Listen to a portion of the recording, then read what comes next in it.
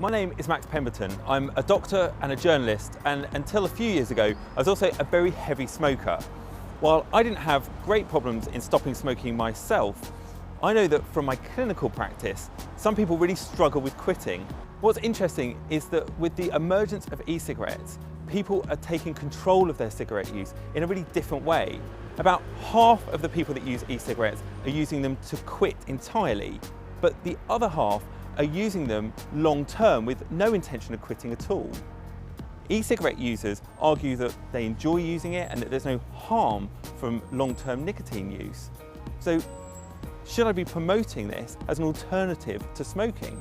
I'm going to speak to Professor Claire Gerrida, former head of the Royal College of General Practitioners and a GP in South London with a special interest in addiction. There are some people that will say, you know, if you're addicted to nicotine, so what? It doesn't matter. You know, nicotine is a harmless substance. It's not going to be doing any damage to their health. So what does it really matter if they're addicted? 80% of people who have more than 2 cigarettes will be lifelong smokers. So it is an incredibly addictive drug, far more addictive than heroin, far more addictive than many of the other substances that young people will take this weekend. I am abstinent from the behaviour of smoking.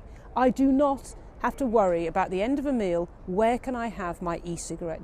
I don't have to worry at the end of a long flight, oh gosh, I can now have my e-cigarette. I am free from all of that addictive behaviour. That is a far better place to be than carrying around an e-cigarette and always having that cognition, that addictive mind, I must get off this plane quickly, I must get out of the restaurant, can I smoke an e-cigarette?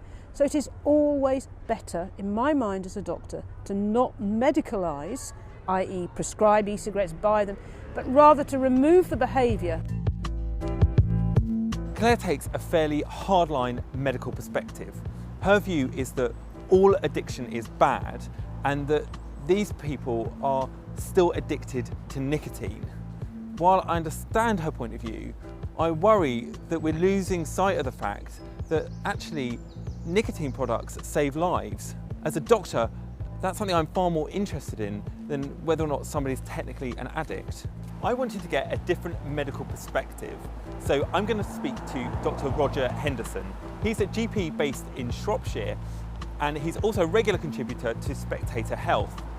He's got a special interest in smoking cessation and has been the face of several NHS quit campaigns. Roger, as doctors, should we be promoting abstinence as the answer to nicotine addiction? In an ideal world, yes.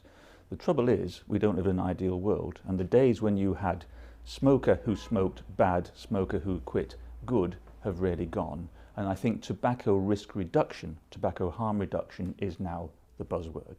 And so smokers that either cannot quit or choose not to quit should have access to treatments to maintain them away from their smoke and smoking cigarettes. And if that means they remain on nicotine replacement for a while or even long term, personally, I'm comfortable with that. If people want to use nicotine replacement therapy in the long term, do you have a problem with that? I'm completely relaxed about that. And the reason is this, because it is not nicotine that kills and maims our smokers, it is smoke. What I want is for our smokers to quit smoke. And I don't really care if they don't quit nicotine. Ideally they should.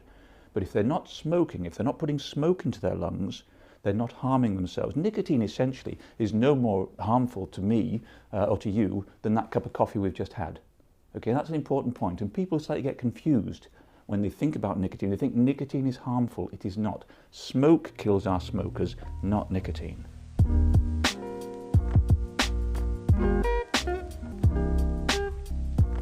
Roger takes a very pragmatic view of nicotine addiction.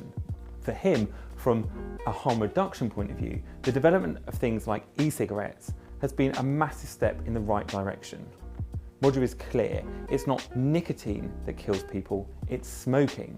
So smoking is what we should all be focusing on, rather than tying ourselves up in knots around whether or not somebody is addicted to nicotine. For him, abstinence is not the only way. What about the psychological aspects of smoking? There's no doubt for lots of people, cigarettes form a really important habitual aspect to their lives. And also, is there any positive aspects of nicotine? Does it have any effects on the body at all, or is it an inert substance? Professor Dinesh Bugra is the former president of the Royal College of Psychiatrists and the current president of the World Psychiatric Association, and he explains.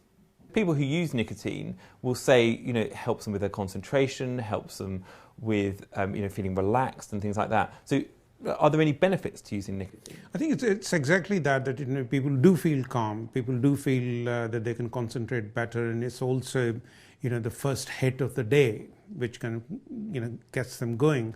But the point is not what it is doing in the sense that, the kind of positive aspects. It's the addictive nature, and it's almost building on more and more. More you smoke, more you need, and more you need, more you smoke. So it just kind of builds into a long-standing, long-term addiction problem. Although nicotine might not be responsible for the deaths that we see with cigarette smoking, that actually nicotine does still have an effect on the brain in some way. So it's not a completely inert substance. No, it's not an inert substance. I mean, it is a chemical substance which affects brain cells. So I think that's something that we need to take on board and take it seriously. What is the impact of using nicotine long term?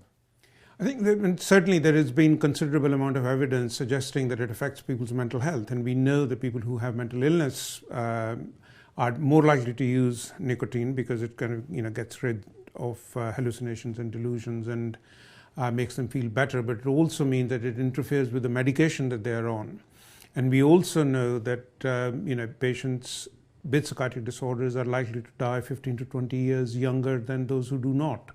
So I think there are those kind of long-term issues that we need to be aware of, and we need to keep an eye and watch out for.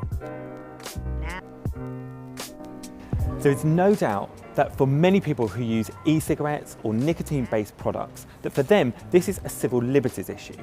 They argue that they're not hurting anyone. In fact, there's no evidence that they're even hurting themselves. So why can't they keep using these products?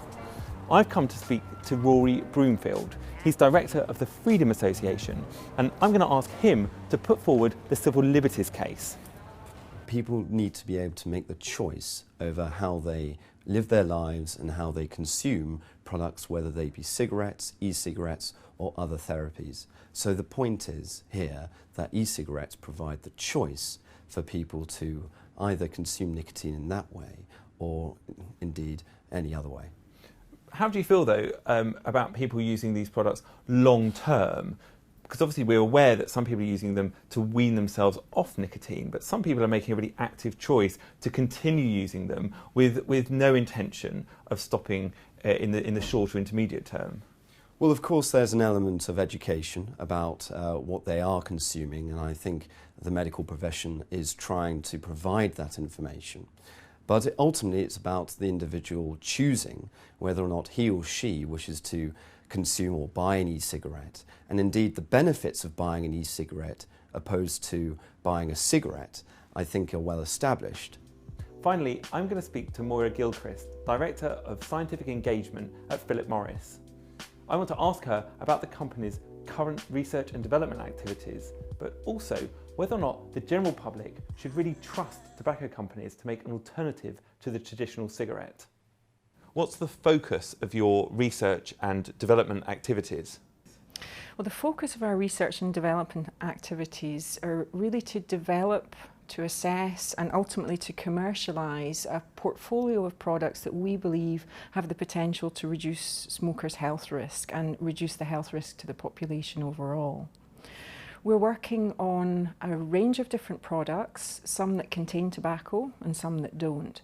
But it's really the combustion of tobacco that causes the health-related issues with cigarettes. It's that high temperature of burning that causes the generation of the vast majority of the chemicals that appear in cigarette smoke, and particularly the ones that are most closely associated with smoking-related diseases. Why are you, a tobacco company, looking to develop these safer alternatives? Not only are we trying to develop these products, but it's our ambition that ultimately they will completely replace cigarettes. And people may question why would we be doing that and may question what our motives are. But we're doing this to respond to the needs of smokers and also ultimately to respond to the serious concerns that are known about smoking. Isn't it just as bad for somebody to be addicted to nicotine as it is for them to just continue smoking? There are certain misconceptions about nicotine, but many public health bodies, including Public Health England from here in the UK, they recognise that nicotine is one of the reasons why smokers use cigarettes. So nicotine is addictive, it's not risk-free, but they also recognise that it's not the primary cause of smoking-related diseases. If I'm honest, many people don't trust you. Are these products not just an attempt for you to keep your business, despite all the efforts there have been to try and curb smoking? We understand that some will question our motives. Why would we try and transform what is already a very profitable business for us? But ultimately, this is what smokers are demanding, potentially reduced risk products. So it makes sense for us as a business, it makes sense for our shareholders, and ultimately it's also completely aligned with the goals of public health. When will you be in a position to make a claim that your products are reduced risk? Well, the exact timing of a claim is difficult to predict. Our scientific studies are well underway and the results are encouraging. In fact, we're so encouraged that we will be submitting to the United States Food and Drug Administration through their modified risk tobacco product application process, and we'll be doing that towards the end of this year. Certainly, I understand Claire's argument that being addicted to something isn't nice, but as Roger alludes to, people choose to use nicotine-based products for a variety of reasons. And really, as doctors, it's our job to direct them towards the safest way of doing this. The stark fact is that smoking kills half of the people that smoke. Anything we can do that moves people away from traditional cigarettes has got to be a good thing. Smoking kills people, nicotine doesn't. For me, abstinence is not the only way.